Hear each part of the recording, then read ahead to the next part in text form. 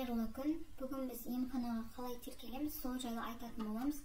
Ол үшін егов порталына кіресіздер. Басты бетінде денсаулық сақтау бөліміне кіреміз. Осы жерде медициналық көмек бөліміне кіресіздер.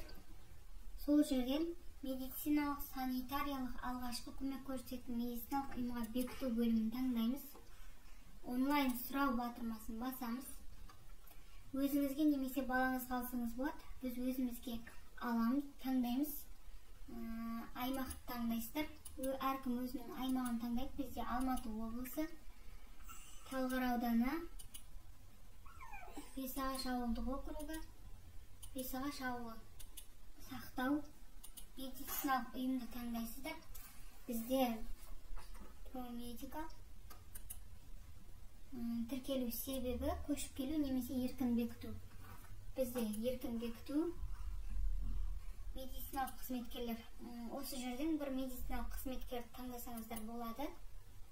Және де астында мекен жай және байланыс номер өзі автоматически шығады. Сұраныс жіберу батырмасын басамыз. Міне бізде жіберілді.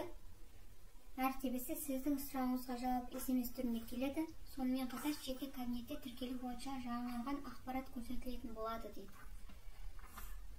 Тіркелген болсаңыз, жеке кабинетіңізге SMS келетін болады. Осылай өздеріңіз тіркеліп алсаңыздар болады.